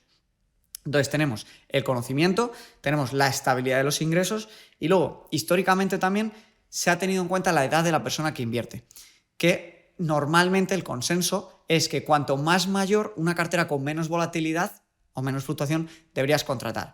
Pero esto hay que ponerlo en contexto con un punto importantísimo, es cuándo vas a necesitar el dinero. Te lo voy a ilustrar de una manera muy sencilla. Warren Buffett acaba de cumplir 95 años y está 100% en renta variable. El contexto dice, por ejemplo, hay una regla, que es la regla de 120, que es 120 menos tu edad, te da el porcentaje que tienes que tener en renta variable, ¿no? Entonces yo, por ejemplo, 120 menos 32, te daría que en torno a un 80 y pico % en renta variable y el resto en renta fija. Es una regla muy sencilla que se ha utilizado históricamente. Bien, yo no tengo renta fija en mi cartera, por ejemplo. ¿Por qué? Porque puedo aguantar muy bien la volatilidad, tengo un fondo de emergencia grande, tengo ingresos estables y recurrentes y crecientes.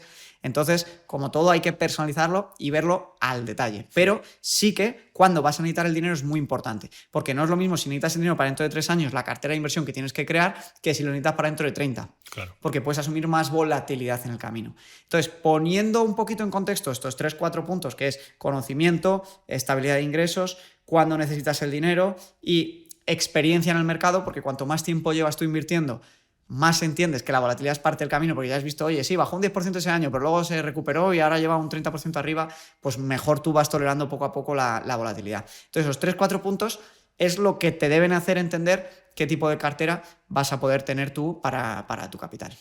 Ok. Ahora me gustaría hacer un pequeño ejercicio contigo, si te parece bien, y es el siguiente. Vamos a suponer que tengo 20.000 euros líquidos ahorrados, ¿vale? En la cuenta del banco. Y quiero invertirlos. ¿Tú qué harías con ellos?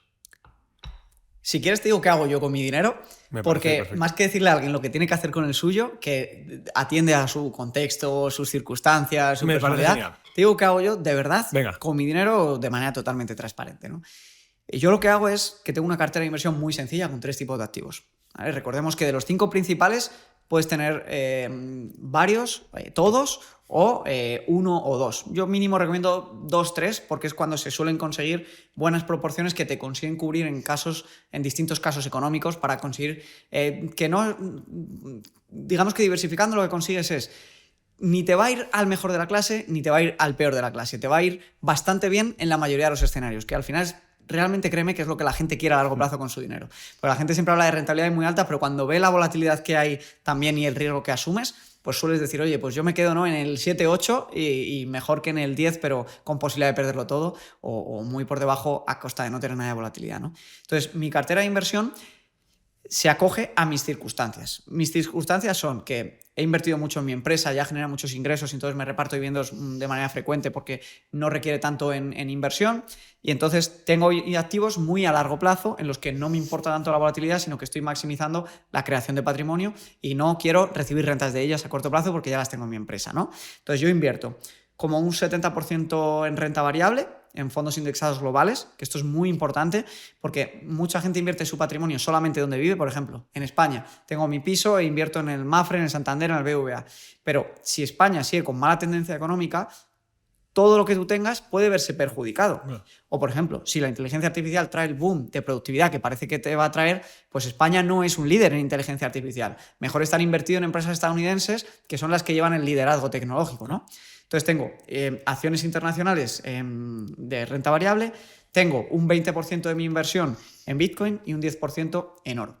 Esto da el 100% de mi dinero invertido, y aparte tengo un fondo de emergencia entre 2 y 3 meses, tanto de costes de vida míos como de mi empresa, para garantizar que no tengo que vender nunca mis inversiones porque venga un periodo un poquito peor en mi empresa o yo necesite liquidez para algo puntual. Pero volvemos a lo mismo. Para decir en qué uno debe invertir, debe ver sus objetivos, su perfil de riesgo, entender los activos y quedarse con los que él se siente más cómodo y duerme más tranquilo. Vale. Hubo una época en internet en la que veía muchos clips sobre el tema de pignorar acciones, pignorar la vivienda. No sé si nos puedes explicar un poco qué es esto de pignorar X y si es algo que recomiendes. Claro, mira, lo que es la pignoración es básicamente apalancarte en un activo que tú tienes. Imagínate que tú tienes 100.000 euros en acciones, ¿vale? Pues tú puedes ir, o en fondos de inversión indexados, tú puedes ir al banco y decirle, oye, me gustaría coger un préstamo cuya garantía del préstamo es mi cartera de inversiones. Se entiende muy bien con la hipoteca, ¿verdad? Tú cuando compras una casa y tienes la garantía de la hipoteca. Si tú no pagas la hipoteca, te ejecutan la casa y con eso pagan la hipoteca. Pues con las acciones, los fondos de inversión, la renta fija, el oro, el Bitcoin, se puede hacer lo mismo, solo que no se llama hipotecaria porque hipotecaria es del término de la vivienda. Se llama pignoración de activos. Entonces, si tú tienes 100.000 euros en oro, en acciones o en renta fija o en Bitcoin, podrías pedir un préstamo contra esa cartera de inversión y hacer con el préstamo lo que consideres, ¿vale?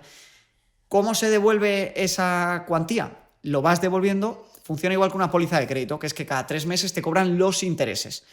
Normalmente los intereses es Euribor más 0,5, Euribor más 1. Ahora el Euribor está en torno al 2,1. Entonces, pues puedes conseguir una pignoración cercana al 3%. Entonces, si tú coges 100.000 euros de tu cartera y los pignoras, por ejemplo, la mitad, ¿vale? Un 50% de la cartera, te darán 50.000 euros, cuya garantía son los 100.000 de tu cartera, y tú cada 3 meses vas a tener que devolver el 3% anual de esos 50.000 euros. No, si solamente pagas ese 3%, no estás reduciendo la deuda, lo único que haces es pagar los intereses. Es la diferencia con la hipoteca, que cuando pagas la hipoteca pagas deuda, pagas intereses y capital, ¿vale? Y entonces se puso muy de moda lo de la pignoración, porque lo que se decía es que tú puedes coger estos 50.000 euros e invertirlo a algo que te dé más rentabilidad al 3%, que el 3% que tú tienes que devolver, y entonces lo que compras con ese capital que te han prestado te sirve para ir repagando el préstamo e ir bajándolo a cero, porque pagas el 3% más poco a poco para ir a amortizar. Entonces, con los años te acabas quedando con un activo gratis, entre comillas, gracias a ese arbitraje que haces de tipos de interés. ¿Recomiendo yo la pignoración? Para el 99% de las personas no, en ningún caso. Vale. ¿Por qué? Porque es más arriesgada que la hipoteca. La hipoteca, mientras que tú devuelvas la cuota hipotecaria, nunca te van a ejecutar la casa. Entonces, mientras que tú vayas haciendo el pago, no va a haber problema. Pero con la pignoración pasa una cosa que es distinta. Si tú, por ejemplo, inviertes en una acción muy especulativa o en Bitcoin y cae un 50%, a ti te van a llamar y te van a decir, oye, me tienes que aportar más garantías. porque yo te lo había prestado bajo la premisa de que te prestaba el 50% del valor de tu cartera, pero tu cartera ha bajado de valor. Claro. Entonces, o me aportas más garantías o te liquido la cartera de inversión. Y entonces te obligan o te venden ellos en pérdidas para recuperar el dinero que te prestaron. Hostia. Entonces, ¿cuándo puede tener sentido una pignoración? Porque hay veces que puede tener sentido. Punto número 1. Si eres un inversor avanzado, si tienes liquidez, si tienes predicción de ingresos, si los tipos de interés están muy, muy bajos, porque entonces puede que tengas que dar muy poca... el pago de la cuota es muy bajo y puedes obtener más rentabilidad por otro lado con ese dinero, pero sobre todo después de correcciones muy agresivas del mercado.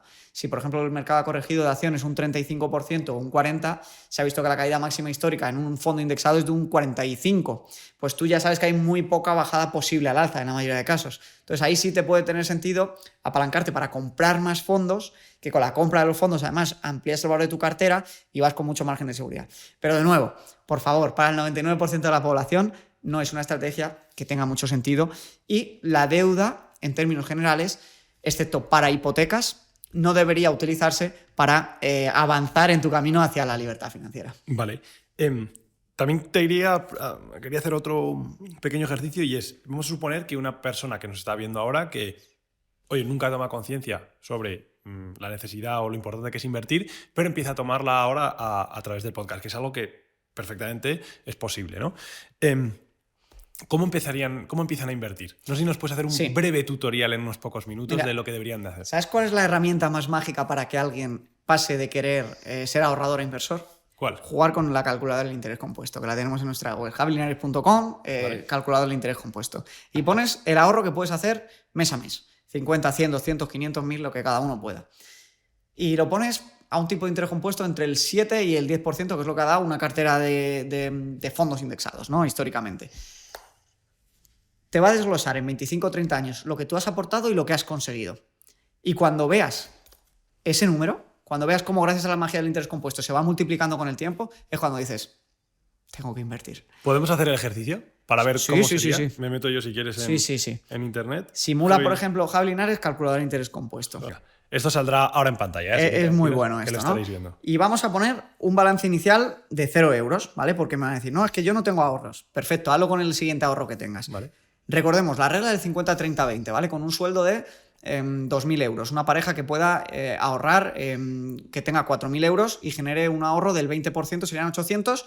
Lo vamos a hacer con un 10%, porque el coste de vida está muy caro.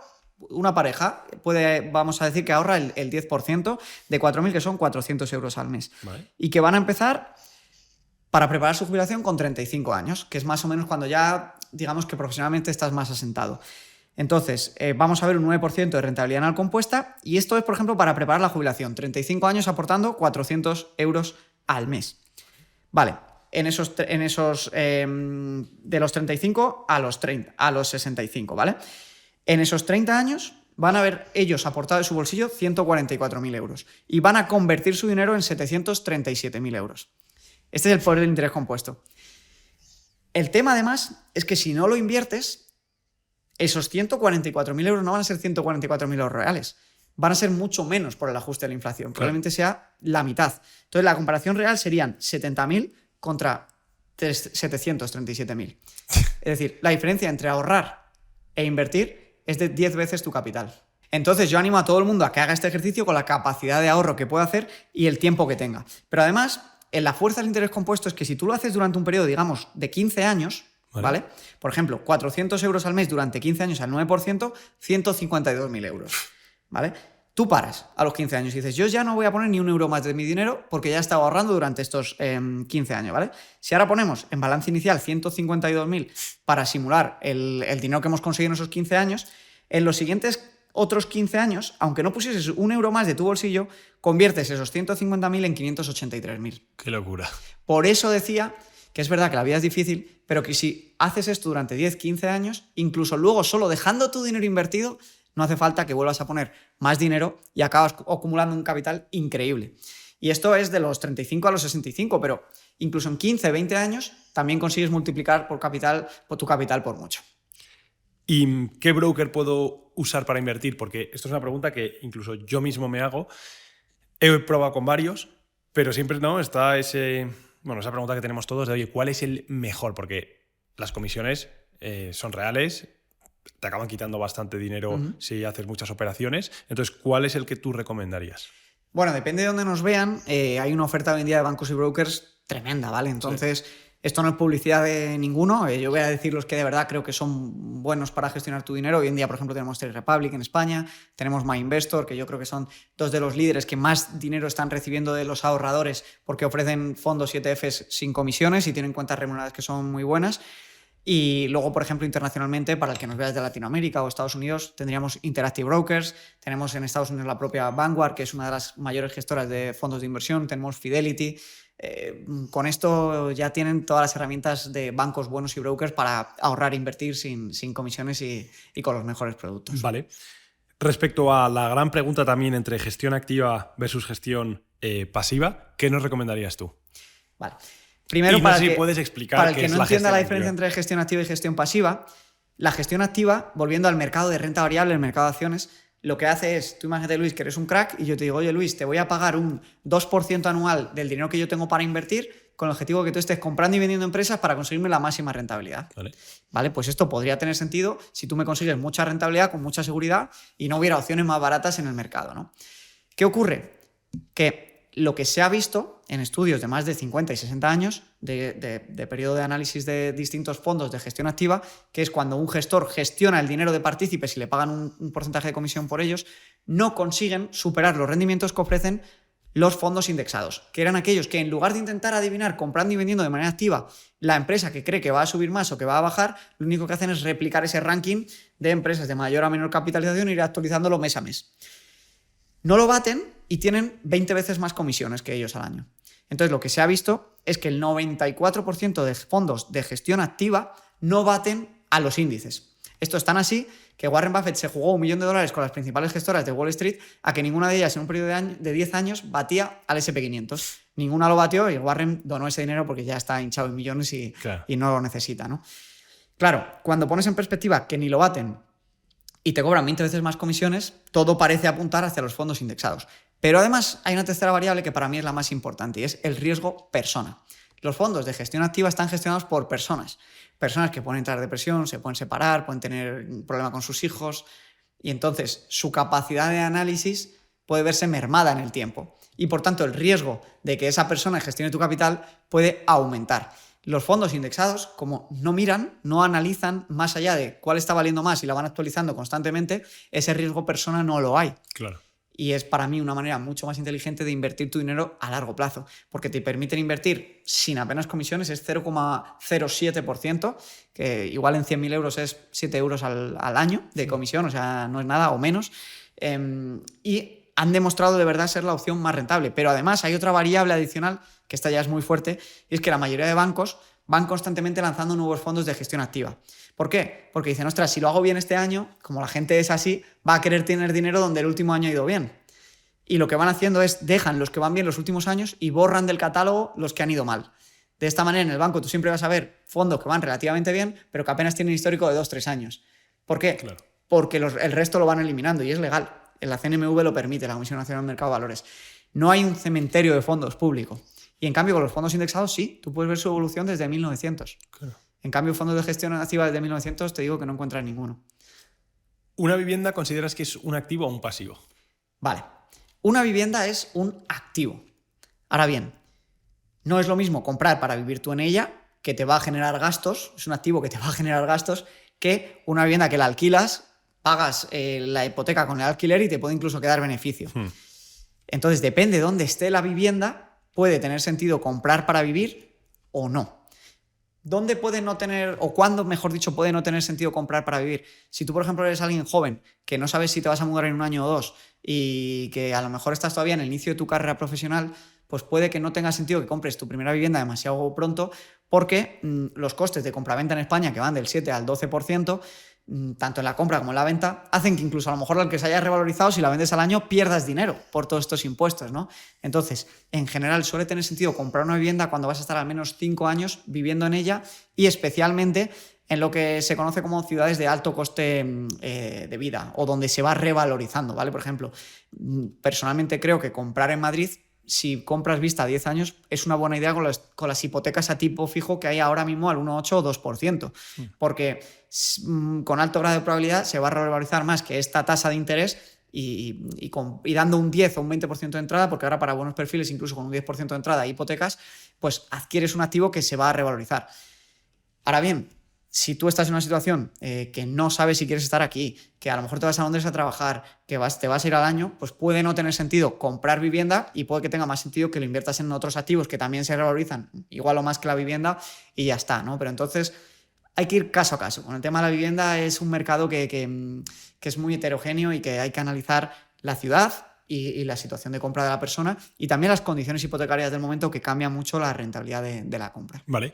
Bueno, ya estamos terminando, pero para terminar quería hacerte una pregunta también, otra vez volviendo un poco a estos pequeños ejercicios juegos que hacemos que a la gente le gusta mucho, y es, vamos a suponer que retrocedemos en el tiempo, ¿vale? Y, bueno, vas a tus inicios, cuando aún no tenías pues ni tu empresa, ni tu canal de YouTube, ni nada, ¿vale? Vamos a suponer que, esto me lo estoy inventando yo, ganas 2.000 euros al mes, que es el salario modal además, y te dan 1 millón de euros. Te los regalan. Oye, toma, en tu cuenta del banco te regalo 1 millón de euros. ¿Qué harías con ese 1 millón de euros? Con el conocimiento que tienes ahora, pero con los medios materiales que te acabo de poner en el ejercicio. Muy bien, muy buena pregunta. Lo primero, tranquilidad. Que la gente cuando recibe herencias, recibe donaciones, la lotería, tiende a tomar muchas decisiones muy rápido y no se adecúa mentalmente a la nueva situación que tiene. Y por eso, por ejemplo, creo que era una estadística como que el 60%, 70% de los atletas de la NBA a los 6 años después de retirarse están quebrados. Porque empiezan a ganar mucho dinero y a subir mucho su nivel de vida muy rápido. Entonces, tranquilidad, que te entra mucho dinero, 1 millón de euros puede ser mucho dinero y no necesitas tomar decisiones muy rápido. Entonces, si ya tienes los conocimientos, pues tranquilo y ves poco a poco tomando las decisiones. Si no, fórmate de verdad para gestionar ese dinero, porque te puede cambiar la vida, literalmente. Con 1 millón de euros más los 2.000 euros que tienes de ingresos, podrías generar un 4% anual de rentabilidad de ese 1 millón de euros, que son 40.000 euros al año, teniendo ese dinero bien invertido e incluso creciendo, ¿vale? O sea, que ese 1 millón de euros vaya creciendo y aún así te genere un 4% de rentas. Y entonces tendrías el primer año esos 40.000 adicionales a tu sueldo, que ya te daría 60.000 en total de ingresos. Y dejar tu dinero invertido y decidir qué haces con él, ¿no? Hay muchas combinaciones. Hay gente que diría, oye, pues yo si estoy súper asentado en mi ciudad, quiero comprarme mi pisito y seguir viviendo con una renta adicional, ¿no? Pues a lo mejor podemos ver de comprar un piso de 400.000 euros dando un 20% de entrada, que son 80.000, te siguen quedando 920.000, con los 920.000 euros los metes en una cartera de rentas que te dé este 4%, que te da pues esos 30 y tantos mil euros, pagas la hipoteca de sobra, lo complementas con tu sueldo y vives como un marqués. Y en 10 años ese millón encima vas a valer 1.500.000 y tu renta es mucho más grande. Hay infinidad de combinaciones, ¿vale? Bueno. Lo que está claro es que armaría una cartera de inversión diversificada, porque tú ya, normalmente, la persona media, si gana 2.000 euros y le dan 1 millón en patrimonio, si no se le va la olla, tiene la vida solucionada. Yeah. Si no pasa a querer vivir en una mansión y querer tener vacaciones de Maldivas todos los años y tal, puede vivir muy bien con las rentas que le genere esa cartera. Entonces, yo lo que haría sería ese ejercicio de conocerme internamente. Oye, te ha tocado la lotería, mira a ver cómo quieres vivir y haz previsiones de cómo tienes que invertir ese dinero para que con las inversiones podamos sufragar tu coste de vida ideal. Y entonces ahí ya buscaría la combinación de distintos activos y fondos y estrategias, ya sea de rentas o de acumulación, para que ese dinero genere rentas sin que se acabe. El mayor error sería no invertirlo e ir gastándolo, porque lo difícil en la vida es acumular capital. Cuando lo tienes, los ricos no venden nunca su capital, nunca en la vida. Sacan rentas de él, bien por préstamos contra su cartera o bien comprando activos que generen rentas. Entonces, bien, te has solucionado la vida. Solamente con la renta del 4% que puedes conseguir de tu millón ya puedes ganar el doble de lo que ganabas trabajando. Plantéate si quieres seguir trabajando porque a lo mejor te gusta tu trabajo o quieres emprender un negocio que te mole o qué, pero mira bien cómo hacer que ese patrimonio, invirtiéndolo bien, te vaya a durar toda la vida, se vaya a multiplicar y te vaya generando rentas que sufraguen tu nivel de vida, que al final es lo que se conoce como libertad financiera. Claro. Sé que te había dicho que era la última pregunta, pero es que me ha surgido una mientras ibas hablando, y es ¿qué cantidad de patrimonio, ¿sí?, o a partir de qué cantidad de patrimonio consideras que una persona es rica? Te voy a empezar con una anécdota muy buena. Todos conocemos hoy en día el término millonario, ¿verdad? Seguro. Y decimos, ¿alguien millonario, un millonario con 1 millón de euros o dólares? Para mí no. Si lo ajustamos a la inflación, cuando se acuñó el término millonario, harían falta 17 millones hoy en día de los que en su día era 1 millón, para considerar a alguien millonario? Vale, esto es una anécdota, simplemente para que veamos cómo evoluciona la inflación y cómo cambia, ¿no? Cómo cada vez necesitas más, ¿vale? Pero volviendo a mi pregunta, yo me voy a mojar. ¿Quién es alguien rico? ¿No? Alguien rico es, para mí, quien tiene suficiente. Quien tiene suficiente para, con su patrimonio, poder sufragar su coste de vida. Entonces, aquí hay dos variables. ¿Cuánto coste tiene? Influye directamente en cuánto dinero necesitas para sufragar tu coste de vida. No es lo mismo vivir en un pueblecito de Asturias, en una casa, en propiedad, en una aldea, que con 1.500 euros al mes vives muy bien, que querer vivir en el centro de Madrid, en el barrio Salamanca, en un ático viendo el Retiro, ¿no? Claro. O en Jerónimos. Esa persona, para ser rica, va a necesitar mucho más que otra. Si me preguntas a mí, yo creo que alguien es rico cuando puede pasar a trabajar voluntariamente o elegir dónde trabaja y sabe que incluso si su hijo se pone malo y necesita un tiempo para cuidarlo, puede estar un tiempo sin trabajar, y esto ya te da una cierta estabilidad y tranquilidad financiera para poder tomar decisiones a medio y largo plazo. Para mí, alguien pobre es la persona que tiene que estar siempre tomando decisiones en el corto plazo. Tengo que hacer esto porque lo necesito, no puedo dejar mi trabajo porque no sé qué, no me puedo coger estas vacaciones, ¿no? Entonces, cuanto más decisiones puedas tú tomar pensando en el largo plazo, más rico eres. Si tú puedes dejar de trabajar porque no necesitas dinero, eres muy rico, ¿no? Y entonces, si lo queremos pasar a números, está lo que se conoce como la regla del 4%, que quiere decir que tú puedes vivir del 4% de tu capital sin que se acabe nunca, incluso acabe creciendo, gracias a convertirlo en activos de rentas. Entonces, por ejemplo, volviendo al ejemplo del 1.000.000 de euros, podrías vivir con 40.000 euros al año. Si suponemos un patrimonio de 500.000 euros, pues sería la mitad, ¿no? 20.000 euros al año. Entonces, calcula cuánto necesitas tú para vivir, multiplícalo si es anual, multiplícalo por 25 y eso te da el capital que debes de conseguir invirtiendo para poder sufragar tu coste de vida. Luego ya filosóficamente, alguien rico puede ser alguien que necesita muy poquito y que está muy feliz con su vida y muy satisfecho. Claro. Y a lo mejor trabaja de barista en su propia cafetería que le da 2.000 euros y la abre sola por las tardes porque le encanta hacer café y está rodeado de gente, ¿no? Entonces, esto ya es muy personal. Que se entienda que la pregunta no era tanto obviamente hay muchos términos sobre la riqueza, ¿no? La riqueza de espíritu, ¿no? O sea, podemos entrar como en términos más espirituales, filosóficos o como se quieran llamar. Me refería más a la pregunta cómo se suele formular, que es para determinar el nivel de riqueza monetaria de un individuo, más que nada. Así que nada, Javi, un verdadero placer, tío. Sí, Luis, para mí también. Un gusto estar aquí contigo y con todos vosotros y gracias por darme la oportunidad de conocer a tu audiencia. Nada, gracias a ti por venir. Me apetecía, llevábamos tiempo sin tener un podcast de finanzas, había bastantes ganas. Además, si podía hacerlo, creo que eras tú la persona más indicada, así que te agradezco de verdad haber venido. Lo vuelvo a decir, es redundante, lo digo en todos y cada uno de los podcasts, pero seguirá siendo así hasta el fin de los días. Tenéis todos los enlaces de Javi en la descripción, la formación, el evento que vas a hacer, canal de YouTube, absolutamente todo, tanto en la descripción como en el comentario fijado, que no es lo mismo, ya lo sabéis, que el comentario fijado es cuando vayáis a poner un comentario, pues veréis que hay uno fijado y ahí están todos los enlaces.